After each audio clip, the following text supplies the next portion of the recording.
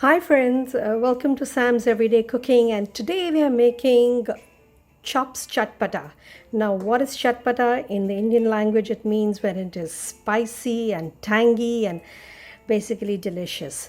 So I have 1 kilo of chops over here. It's mutton chops as you can see, and they're not very small, they're quite big, this chops. Okay, and then we have water, which is 2 cup coriander roots, about a cup of very roughly chopped onions. We have some spices over here. We have a cinnamon, we have cardamom, we have the big cardamom, the black one, some cloves, a couple of black peppercorn. This is actually called garam masala for us. It's a whole garam masala. One green chili because we are going to later on put some Indian masalas as well, which is going to make it quite spicy. So for now, one green chili is enough. I've taken a knob of ginger and just roughly sliced them.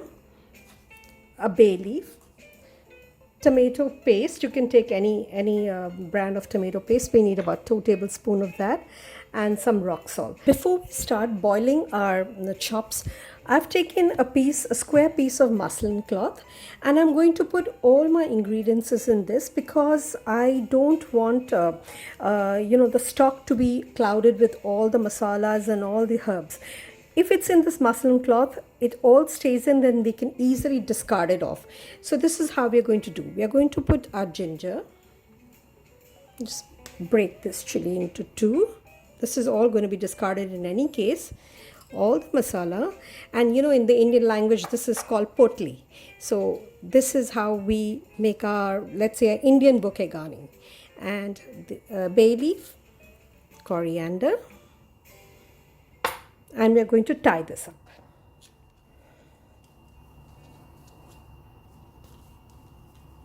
Okay, loose over here, but the knot must be very tight.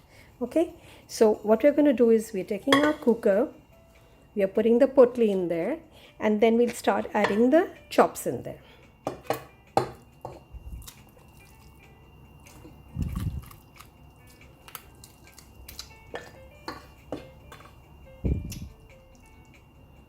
All right, we add the onions,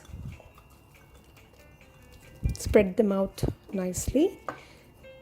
Okay, then we are going to add some water in there, not more than 2 cups. This is about 2 cups of water, 2 tablespoons of tomato paste,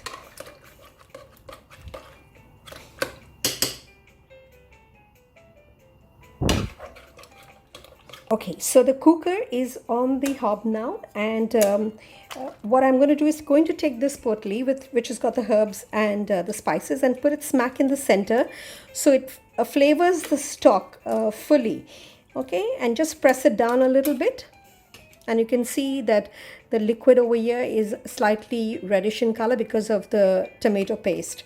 And this has to cook for 12 minutes, and then we will check and see if the chops are done. By 12 minutes it should be done. That should be 2 whistles if you're doing it in a cooker. Our chops are cooked. They were cooking for 12 minutes, and it's very, very well cooked. It's tender. We are going to discard this potli.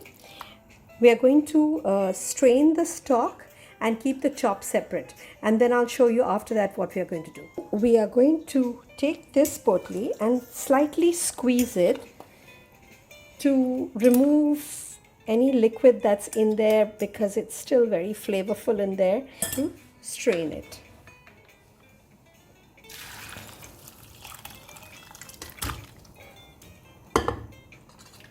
As you can see, the chops are strained.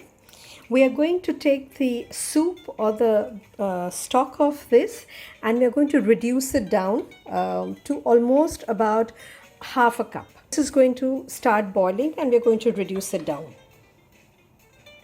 Okay, so this is the second part of our chatpata chops. So we have half a cup of the stock from the chops. We have the chops over here. We have half a cup of chiffonade or finely chopped mint and coriander. That's mainly for the garnish. Now, what I've done over here is there are some masalas here. So we have 1 teaspoon of turmeric, 1 tablespoon of red chili powder, 1 tablespoon of cumin seed powder, 1 tablespoon of coriander powder. Now, cumin seed and coriander, I normally roast it and then grind it. This is 1 teaspoon of black salt, although it looks pink in color, but it's called black salt. This is 1 tablespoon of garam masala. This is homemade garam masala. Now I have taken a mango pickle, a spicy mango pickle, and I've only taken the masala of the mango pickle with the oil. So it's 1 tablespoon of that. This will give the real kick to the chops. We have 1 cup of Greek yogurt. We'll take 1 teaspoon of caraway seeds or ajwain powder. Salt to taste. Okay, let's put this over here. Salt to taste and 1 whole lime. We're going to squeeze in 1 whole lime. This is what's going to make it tangy. So it's going to be spicy, tangy, and like I said, it's going to be delicious.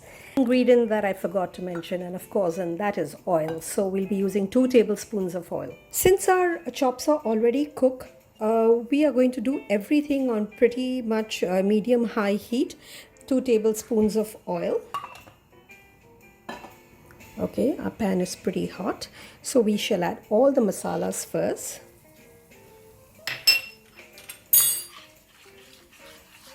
Fry it well.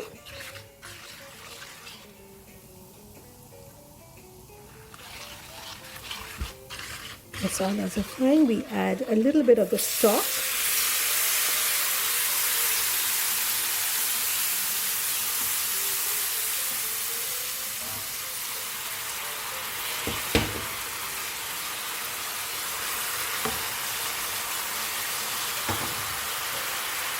Add the yogurt.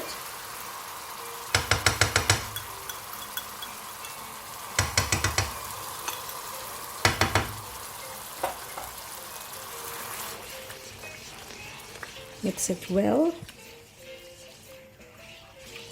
Let the yogurt cook for about 5 minutes.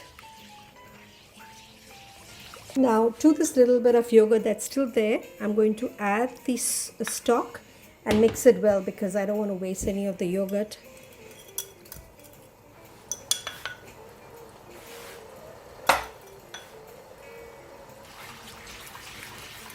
It's got a beautiful rich red color, and I'm pouring the balanced yogurt and the stock, and this has to cook on very high heat.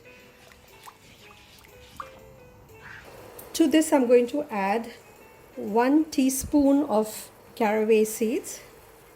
This gives a really strong flavor to this very strong Chatpata dish.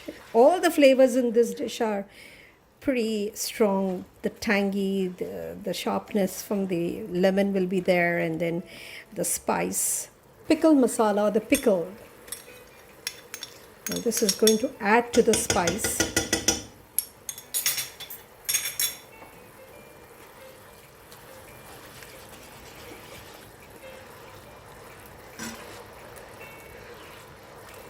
Garam masala will go almost at the tail end, and so will the black salt. So now we can start adding the chops, and one at a time.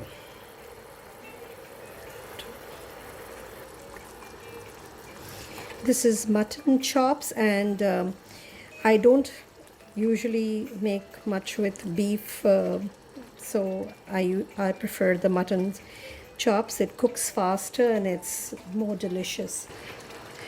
Now this chops can be, if it's either you can make it very dry and have it as a starter, or leave a little bit of gravy and have it with naan or chapati. It's up to you. Been cooking for the past 7-8 minutes, and as you can see, they're looking delicious. It smells so nice, you know. So now we are going to add in our 2 other ingredients, which is the garam masala and the black salt.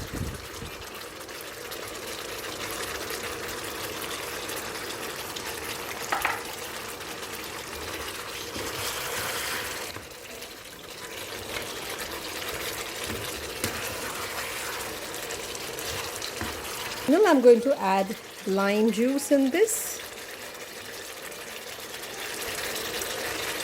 And if you don't want it very tangy, then it's better to add lemon because lime is going to be quite sharp. But I want this dish to be really spicy and really tangy.